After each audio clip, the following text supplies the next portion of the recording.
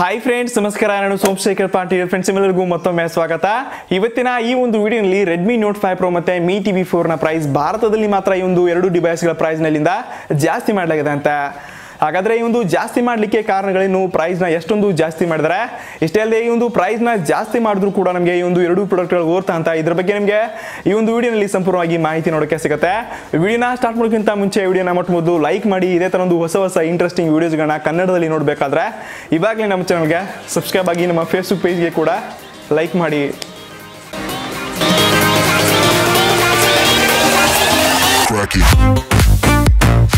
Friends, ನಾವೆಲ್ಲೊಂದು Redmi note 5 pro ಮತ್ತು ಮಿ TV 4 ನ order ಮಾಡ್ಕೋಬೇಕಾದ್ರೆ Flipkart ಆಗಿರಲಿ, mi.com ಆಗಿರಲಿ, ಆಫ್ಲೈನ್ ಮಾರ್ಕೆಟ್ಗಳಲ್ಲಿ ಜಾಸ್ತಿ ಪ್ರೈಸ್ನ ಕೊಟ್ಟು ಈ ಒಂದು ಫೋನ್ಸ್ಗಳ ಮತ್ತು ಈ ಒಂದು ಡಿವೈಸ್ಗಳನ್ನ ಪರ್ಚೇಸ್ತಾ ಇದ್ವಿ. ಬಟ್ ಸದ್ಯಕ್ಕೆ ಇವತ್ತಿಂದ ಫಸ್ಟ್ ಮೇಡ್ಕೊಂಡು ಈ ಒಂದು ಫೋನ್ ಮತ್ತು ಈ ಒಂದು ಮಿ ಟಿವಿ ಪ್ರೈಸ್ನಿಂದ ಜಾಸ್ತಿ ಮಾಡಲಾಗಿದೆ. ಎಷ್ಟೊಂದು ಪ್ರೈಸ್ ಜಾಸ್ತಿ ಮಾಡಲಾಗಿದೆ ಅಂತ ನಾವೆಲ್ಲ ಕೇಳ್ತಾ ಇರ್ಬೋದು. ಎರಡು ಡಿವೈಸ್ಗಳ ಹಿಂದೆಲಿಂದ ಒಂದು ಸಾವಿರ ರೂಪಾಯಿನ ಜಾಸ್ತಿ ಮಾಡಲಾಗಿದೆ. ರೆಡ್ಮಿ ನೋಟ್ 5 ಪ್ರೋ 14,000 ರೂಪಾಯಿ ಫೋನ್ ನಮಗೆ ಇಲ್ಲಿಂದ 15,000 ರೂಪಾಯಿಗೆ ಮಾಡಲಾಗಿದೆ. 17,000 ರೂಪಾಯಿ ಫೋನ್ ನಮಗೆ ಇಲ್ಲಿಂದ 18,000 ರೂಪಾಯಿಗೆ ಕೊಡ್ತಾ ಇದ್ದಾರೆ. ಇಷ್ಟೇ ಅಲ್ಲದೆ ಮಿ ಟಿವಿ 4 ಕೂಡ ಸರಳವಾಗಿ 5,000 ರೂಪಾಯಿಲಿಂದ ಇನ್ಕ್ರೀಸ್ ಮಾಡಲಾಗಿದೆ ಅಂತೆ. ಅಷ್ಟಕ್ಕೂ ನೀವೆಲ್ಲ ಕೇಳ್ತಾ ಇರ್ಬೋದು, ಏನಕ್ಕಪ್ಪ ಈ ಒಂದು ಫೋನ್ ಮತ್ತು ಈ ಒಂದು ಟಿವಿನ ಪ್ರೈಸ್ನಿಂದ ಜಾಸ್ತಿ ಮಾಡಲಾಗಿದೆ ಅಂತ. ಇದರಿಂದ ಕ್ಲಿಯರ್ ಆಗಿ ತಿಳಿಸ್ಕೊಡ್ತಾ ಇದ್ದಾರೆ ಶೋಮಿನವರು. ಇವಾಗ ಭಾರತದಲ್ಲಿ ಒಂದು ಎರಡು ಪ್ರಾಡಕ್ಟ್ಗಳನ್ನ ಕಳ್ಸ್ಕೊಡ್ಬೇಕಾದ್ರೆ ಕಸ್ಟಮ್ ಡ್ಯೂಟಿ ಅಂತ ಇರುತ್ತೆ, ಅಲ್ಲಿ 5% ಭಾರತ ಇಲ್ಲಿಂದ ಇನ್ಕ್ರೀಸ್ ಮಾಡಿದಂತೆ, ಜಾಸ್ತಿ ಮಾಡಲಾಗಿದಂತೆ.